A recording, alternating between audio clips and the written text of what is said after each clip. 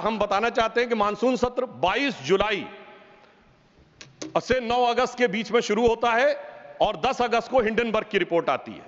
वर्तमान सत्र 25 नवंबर से प्रारंभ होता है और 20 नवंबर को अमेरिकन कोर्ट के एक अटॉर्नी की रिपोर्ट आती है एक बिजनेस हाउस के संदर्भ में। मैं सिर्फ देश के सामने बात रखना चाहता हूं, जिन लोगों के दिल में यह ख्वाब है कि वो भारत को झुका लेंगे, भारत के राजनीतिक इतिहास के एकमात्र चुनाव थे जब विदेश में कोई रिपोर्ट नहीं, मैं विपक्ष के सदस्यों से कहना चाहता हूं, रिपोर्ट नहीं, भारत के इतिहास का एकमात्र चुनाव था जब विदेश की एक गवर्नमेंट ने, रशियन गवर्नमेंट ने ऑफिशियल स्टेटमेंट दिया कि भारत के चुनावों में विदेशी हस्तक्षेप हो रहा है।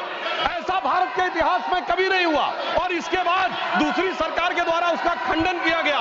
महोदय, मैं अपने विपक्ष के साथियों से पूछना चाहता हूं कि यह जान के हो रहा है या अनजाने में? अगर अनजाने में हो रहा है तो ईमानदारी से आइए और खुलकर चर्चा करिए। यदि जान के हो रहा है तो मैं अनुरोध करना चाहूंगा कि इसके ऊपर गहन जांच होनी चाहिए। Zero hour. Dr. Sudhanshu Trivedi, concern over suspicious and conspicuous attacks on national interest from abroad. सभापति महोदय, मैं एक अत्यंत गंभीर, महत्वपूर्ण और चिंताजनक विषय पर सदन का ध्यान आकृष्ट करना चाहूंगा। जब से भारत श्री नरेंद्र मोदी जी के नेतृत्व में एक उभरती हुई सामरिक, आर्थिक और कूटनीतिक शक्ति बनकर उभरा है, तब से यह बहुत सहज रूप से देखा जाने लगा है, विशेषकर विगत 3 वर्षों से, जब से भारत को विकसित भारत बनाने का लक्ष्य रखा गया है, कि विदेश की बहुत सी ऐसी गतिविधियां हैं जो भारत की व्यवस्था के आर्थिक पक्ष, भारत की व्यवस्था के नैतिक पक्ष, सामाजिक पक्ष पर आक्रमण कर रही हैं। इस संदर्भ में एक रीसेंट जानकारी आई है जिसे हम कह सकते हैं organised crime and corruption reporting project. A French publication has recently published its own report based on its investigation on the Sarajevo-based OCCRP, Organized Crime Corruption Reporting Project. This new report of the media report has claimed. You will lay the report on the table of the House. जी। And इस report के अनुसार यह कहा गया है कि इस प्रोजेक्ट को फॉरेन गवर्नमेंट्स की फंडिंग है और उसका फोकस इंडिया के ऊपर भी है, और इस फॉरेन गवर्नमेंट की फंडिंग के साथ साथ जॉर्ज सोरोस के साथ भी इनका कनेक्शन है। अब यह केवल हम एक रिपोर्ट के आधार पर नहीं कह रहे हैं सभापति महोदय, मैं सदन का ध्यान आकृष्ट करना चाहूंगा कि विगत 3 वर्षों से यह क्या एक संयोग है कि जिस समय भारत की संसद का सत्र चलता है, मैं सिर्फ एक संयोग बता रहा हूं, भारतीय फार्मर्स के बारे में रिपोर्ट आती है 3 फरवरी 2021, बजट सत्र है 29 जनवरी 2021। पेगासस रिपोर्ट आती है 18 जुलाई 2021, मानसून सत्र है 19 जुलाई 2021।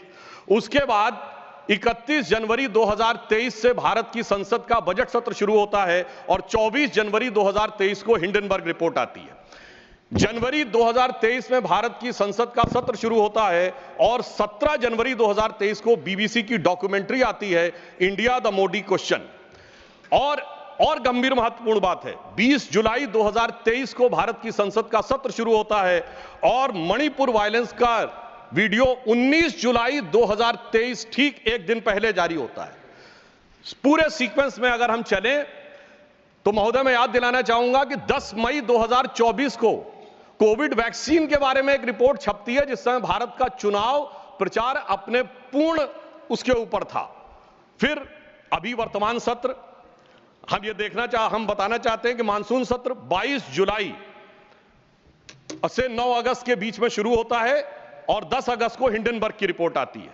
वर्तमान सत्र 25 नवंबर से प्रारंभ होता है और 20 नवंबर को अमेरिकन कोर्ट के एक अटॉर्नी की रिपोर्ट आती है एक बिजनेस हाउस के संदर्भ में। मैं सिर्फ देश के सामने बात रखना चाहता हूं।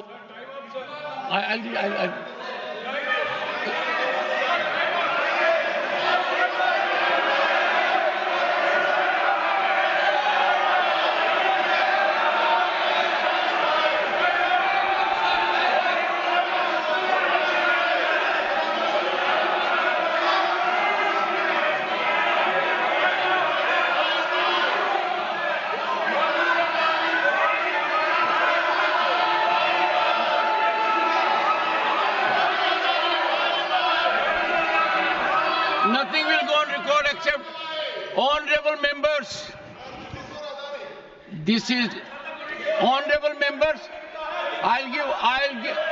honorable members,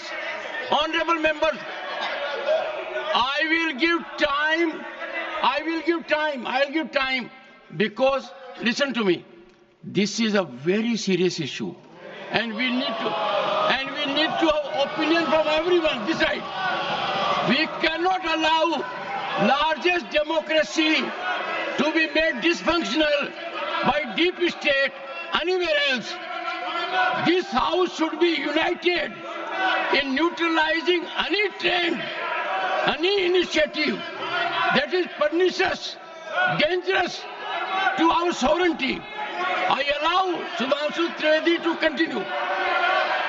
मैं सिर्फ ये बताना चाहता हूं कि विगत चुनाव भारत के राजनीतिक इतिहास के एकमात्र चुनाव थे जब विदेश में कोई रिपोर्ट नहीं, मैं विपक्ष के सदस्यों से कहना चाहता हूं, रिपोर्ट नहीं, भारत के इतिहास का एकमात्र चुनाव था जब विदेश की एक गवर्नमेंट ने, रशियन गवर्नमेंट ने ऑफिशियल स्टेटमेंट दिया कि भारत के चुनावों में विदेशी हस्तक्षेप हो रहा है। ऐसा भारत के इतिहास में कभी नहीं हुआ, और इसके बाद दूसरी सरकार के द्वारा उसका खंडन किया गया। महोदय, मैं अपने विपक्ष के साथियों से पूछना चाहता हूं कि ये जान के हो रहा है या अनजाने में? अगर अनजाने में हो रहा है तो ईमानदारी से आइए और खुलकर चर्चा करिए। यदि जान के हो रहा है तो मैं अनुरोध करना चाहूंगा कि इसके ऊपर गहन जांच होनी चाहिए, क्योंकि निरंतर मैंने, सभापति महोदय, मैंने कोई घटना कोट नहीं की है, मैंने केवल एक रिपोर्ट कोट नहीं की है, मैंने 3 वर्षों का सीक्वेंस दिया है, और जो सदन में बैठा हुआ हर व्यक्ति इसके साथ, अपने साथ बिल्कुल साफ साफ उसे देख सकता है।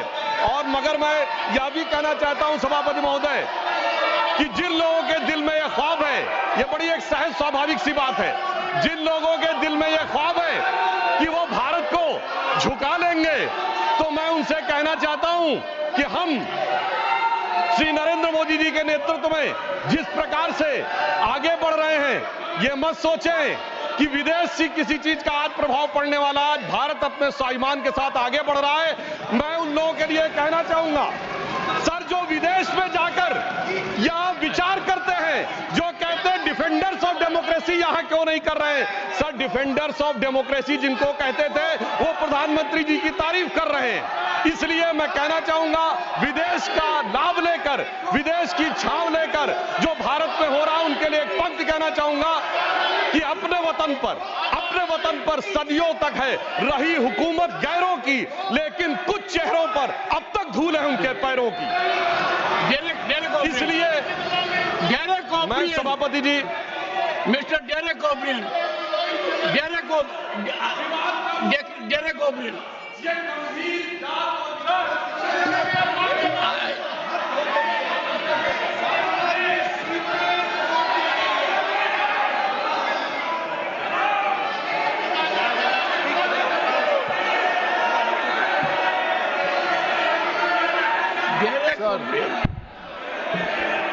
Sir.